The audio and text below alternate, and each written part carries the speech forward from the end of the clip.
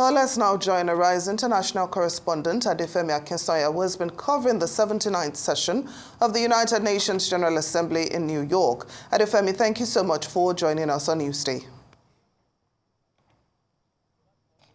Hi, Temi Tokwe. Hi, Susan. I hope you're both doing well. So good to hear your voices. Very much so, and you as well. Now, Palestinian President Mahmoud Abbas' remarks generated an extended round of applause at the general debate. Talk us through the highlights, of all that he had to say. Sure thing, and I'm glad you mentioned Mahmoud Abbas because his speech was definitely the speech of the day. He took to the speech in a highly anticipated session that would, of course, talk about Palestine and their own issues as it pertains to this ongoing crisis that they have been facing with Israel. We cannot allow ourselves to forget or think that this latest iteration of their conflict between themselves, Hamas, and of course Israel is something that only just started on October 7th. This is something that has been ongoing for decades. But because of the significance of October 7th and the Israeli bombardment that has taken place, and then the humanitarian crisis off the back of that, the civilian death toll jumping off the back of that, there was definitely a lot of anticipation for Mahmoud Abbas's address, listening to what he was going to say. And if people were definitely expecting him to speak in very strong terms, they certainly wouldn't have been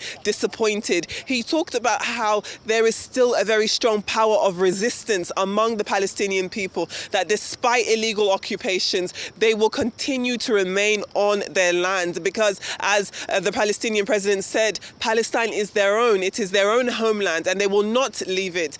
He also went on to say that if anyone should leave Palestinian land, it would be their occupier, of course referencing Israel and the occupation that is enjoyed in Palestine for decades. He also went on to say that he believed that what Israel was doing to Palestine, what Israel has been doing around the Middle East, but specifically to Palestine and what we're seeing in Gaza, is tantamount to a war of genocide. Very, very strong words coming from the Palestinian president. And even if there had been the back and forth between UN Security Council members, other members of the Israeli delegation, Israel's UN ambassador, talking about their need to continue defending Israeli land, continue defending Israel's sovereignty, and of course trying to regain the hostages that have been taken from October 7th, it did seem to be drowned out by the applause, the support that had been enjoyed by Mahmoud Abbas. You have to realize that even up until that point, many different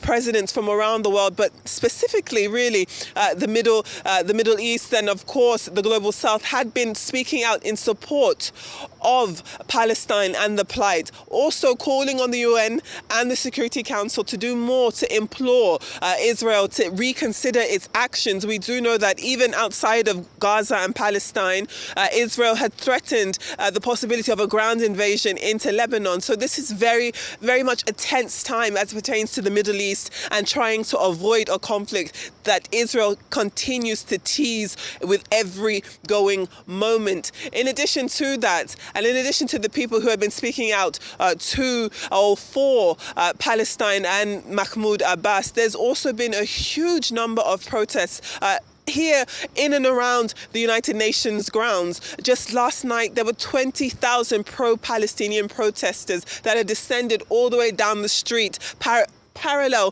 to where we are here at the United Nations. All of them, firstly, wanting to show solidarity to the Palestinian movement, to the Palestinian president and the delegation, but also in order to create a lot of visibility and awareness of their plight, of their decision to continue promoting Palestine ahead of today, Friday, which is when Israel's Prime Minister Benjamin Netanyahu will also take to the stage. As you can imagine, that is also going to be a highly anticipated remark. What is he going to say? Is he going to discuss perhaps the possibility of a two-state solution? Is he going to talk about a ceasefire? Or is he going to declare that Israel continues to prepare itself for a ground invasion and all-out war in Lebanon? Will it continue its bombardment of the Middle East? There's so many questions, so much anticipation, but yes, we will be listening in to what he has to say.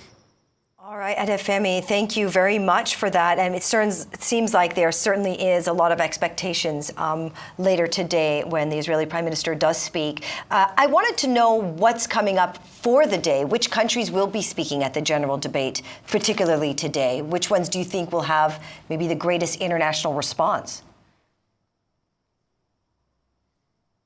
Definitely. So we're going to be hearing a bit more from African countries. Got the likes of Angola, more global South issues. But as I said, the biggest anticipation is definitely going to be listening to what Israel has to say. Again, in the hours prior to this, with the different time differences, there are lots of different countries that cross into each other. But if we look at what we've heard already so far, we do know that Sir Keir Starmer of the United Kingdom has also delivered his own remarks. And he talked about, again, the possibility of understanding how his government is fitting into the world. The Labour government in the United Kingdom is only a few months into that. It's almost 3 months, just over 3 months since winning that election. And though he has obviously been able to assume the power that he applied for and had been campaigning so hardly for, you can also understand that the Labour government in the United Kingdom is really struggling, really, where it comes to public spending and public finances, cuts here, trying to do everything it can really to avoid raising taxes. So he is talking about the plight, of course, of the United Kingdom, the positioning that the UK enjoys as pertains to it being somewhat of an independent body, an independent position when we're looking at the different contracts and conflicts, rather, that is happening in this region. So if we look at the Middle East, for example, we do know that the United Kingdom, definitely David Lammy, the Foreign Secretary, who we've been able to see also already today, has also spoken about the need for the United Kingdom to reconsider its positioning with this conflict. Just a few weeks ago, you'll remember that the United Kingdom did stop selling 30 different types of arms to Israel because of concerns that they were being used to perpetuate war crimes and further this humanitarian crisis that we're seeing. But off the back of that, we do know that more than 300 weapons still continue to be given, to be sold to Israel by the United Kingdom. So there's a little bit of hypocrisy here and there relating to what these international powers have to say. They'll say out of one end of their mouth that they definitely are promoting peace and they want to promote a ceasefire, definitely push for a two-state solution. But on the other hand, they are definitely considering Israel to be an ally to them. Israel continues to enjoy their support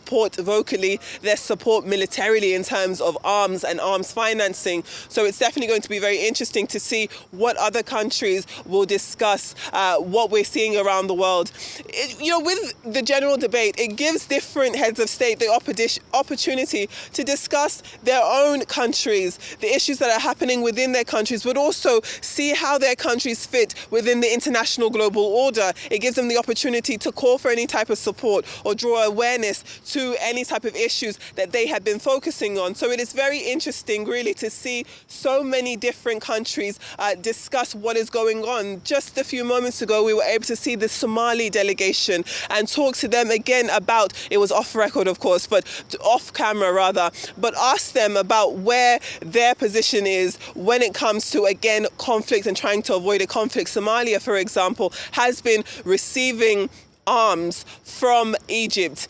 And though they didn't want to talk too much about that decision, that is obviously going to create some form of a crisis within the Horn of Africa, the East African region. And that is because Egypt is positioning itself to be in a little bit of somewhat of a cold war with Ethiopia. They're fighting over access to the Nile, the waters in the Nile, because as we know, the Grand Renaissance Dam that has been built by Ethiopia is going to be operating with waters from the Nile. It's a massive edifice, a huge structure.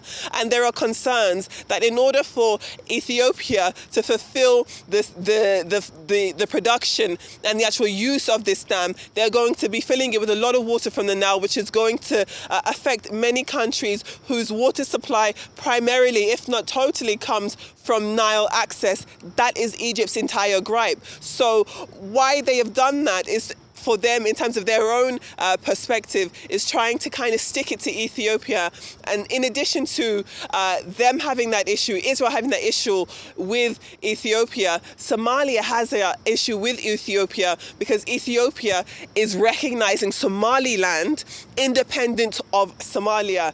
Somaliland is an area within Somalia itself, but it does enjoy its own flag. It's not internationally recognized as its own nation completely because it is still considered internationally as being a part of Somalia. But as I said, Somaliland has its own flag. It has its own capital, Hargeisa. And where in the country there are people who are still ethnically and language-wise homogenous to the rest of Somalia, but definitely what they are focused on is trying to push for their own independence. And that is what Ethiopia is supporting them with. So when you're asking the questions of why it is that Somalia would accept arms from Egypt, it is because of that reason. So this is the issue when it comes to international relations. Essentially, it's a situation where the enemy of my enemy is my friend, and that's what we're seeing with Israel having this issue in the Middle East, but Egypt specifically here joining forces with Somalia, giving them arms because they have an issue with Ethiopia. Meanwhile, Somalia also has an issue with Ethiopia, and they have that issue because Ethiopia is trying to make friends with its neighbor Somaliland. It's so much going on, and I will be giving you more and more updates with different countries as they take to the stage later on today. Well, definitely a lot of intrigues involved, and of course we're waiting, with bated breath for updates later. But in the meantime, African presidents seem to have had a consensus on the Security Council issue. I'd like you to talk to us about what's happening regarding that. Thank you, Temi Tokwe. So what we're seeing with many different African leaders really started off by Nigeria's President Bola Ahmed Tinubu, who was represented by the Vice President Kashim Shettima, and then following on from the remarks that we heard from the President of Ghana, Nana Akufo-Addo, also the President of South Africa, Cyril Ramaphosa, and most recently the Kenyan President, William Ruto. All of them have said that there needs to be some form of an overhaul of the United Nations Security Council, and they're saying that because as it stands, the United Nations Security Council does not have any space or any room on its table. It doesn't currently involve any country from the African continent or from the global south. So there's been a real direct push for the UN Security Council to include a permanent seat at the table for a country from the African continent. And so what we're seeing here is, they're debating, going back and forth about it. The Security Council is supposed to be discussing the prospect of offering offering two seats to global south countries towards the end of the month. And it'll be interesting to see what they come out with, because the offer on the table, if you can even call it that, would be, okay, the admission of two different countries, an African country and perhaps a country from Latin America or elsewhere in the global south, but they wouldn't enjoy the same privileges and the same powers as the other countries on the Security Council, which is the likes of the United Kingdom, United States, France, Russia too. So even if an African country and another country were to join the Security Council, what we're hearing is that they wouldn't actually have veto access. They wouldn't have the power to veto certain resolutions or certain decisions. So in effect, it would just be a ceremonial involvement, and I can't imagine that African countries would be happy with that, which is why you're seeing the uniformity with different African leaders, whether or not they're in the West Africa or in East Africa or in South Africa, saying that no, this is not going to work. The United Nations truly has to be true to its word and be united when it comes to the Security Council. And what's very interesting about what Kenya has to say is that Kenya is trying to establish a peacekeeping mission in Haiti. It's already been sending its own police officers to the island nation to help the authorities on the ground there tackle the gangland violence. And what they're trying to do, as I said, is create a fully fledged peacekeeping mission under the flag of the United Nations. How then can it do so without it having a seat on the Security Council's table? It is quite tense. So definitely that's what the biggest gripe between different African leaders has been when they're talking about the United Nations and really talking about when are you really going to start putting your money where your mouth is effectively? When are you going to start respecting African countries and countries in the developing world, quote unquote, as your equal if you continue to perpetuate these inequities? Why is it that you would be discussing issues that directly affect the African continent, directly affect African people, but they wouldn't have a seat at the table to discuss them? And even if they are given a seat at the table, they wouldn't be afforded the same powers. So again, it does trigger and reignite conversations about the relevance of the United Nations still to this day, whether or not it does have the power, as is implied, to really affect international institutional change. And then again, we can broaden that out to seeing what we're seeing in Israel. Why is it that Israel can be on the brink of war, continue to perpetuate our airstrikes that have resulted in the death tolls of different communities in Lebanon and in Gaza within Palestine, even as we're here at the United Nations? And if there are meetings being discussed, meetings being named, preserving international peace, how is it then that a country can continue to do the direct opposite of that without any real tangible consequence or pressure being put on them to change what we're seeing? So talking about the African leaders, that's their biggest gripe when it comes to the consensus, them all wanting an African country to have a permanent seat on the table at the Security Council, and also for the United Nations to be far more welcoming and resolve these issues and allegations of iniquities, and making sure that if an African country is put on the UN Security Council, they should also be afforded the same rights and powers as the others. Adefemi, you certainly mentioned some poignant questions, and we look forward to hearing them out and hearing what some of the responses are for them. I want to know what has been happening on the sidelines of the UNGA. You mentioned earlier that there are significant sideline conversations, particularly between U.S. and France, regarding the 21-day ceasefire potential. What other conversations are being had between countries?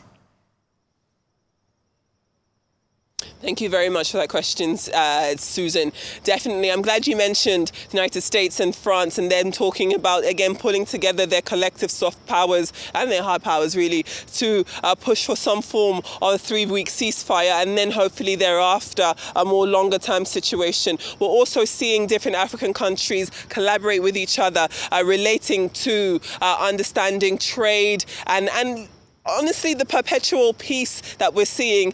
West Africa, the Sahel region, is definitely having its own conflict issues. We do know that Niger, Mali, countries that have stepped away and stepped out of the ECOWAS grouping and have also moved away from democracy, essentially, because of the military coups that have been happening in their countries. They have also been the topic of conversation amongst African countries. And so we're going to continue to see whether or not that will continue. Talking about conversations that kind of start at the General Assembly but move on outside of it is also the United Kingdom.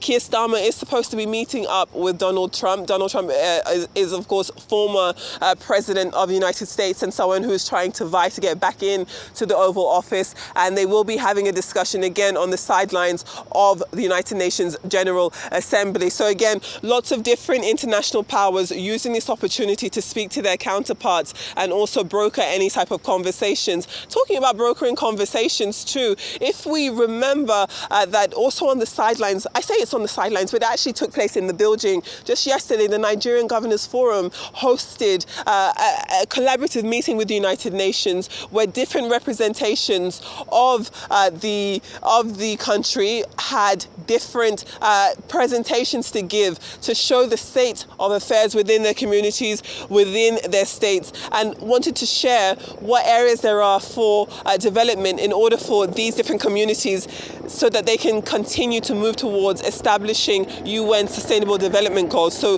that meeting was represented by the governor of Benue, for example, the governor of Niger State. We also had the commissioner for environment from Kwara State. So that subnational meeting definitely was an example of a lot of the side conversations that have been happening within the United Nations under the umbrella of it as it begins to draw to a close.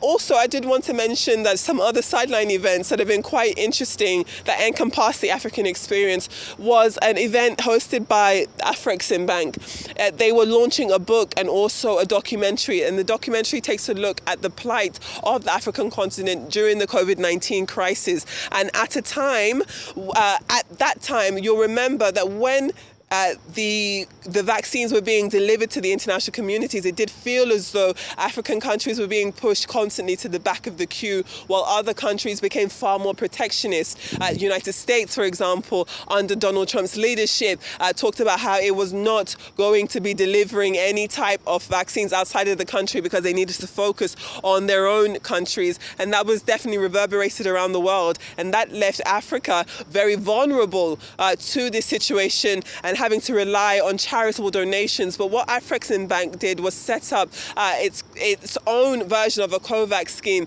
the AVAT scheme, that sought to make sure that African countries had access to vaccines, and not only African countries, Caribbean ones too. And it's such a historic thing for many people, many lives that have been saved, many lives that were protected during the COVID-19 pandemic, because Afreximbank took the initiative to try its hardest to protect its own communities on the continent and in the Caribbean. And I spoke to the Prime Minister of Barbados, Mia Mottley, about this very issue. And here's what she had to say about it.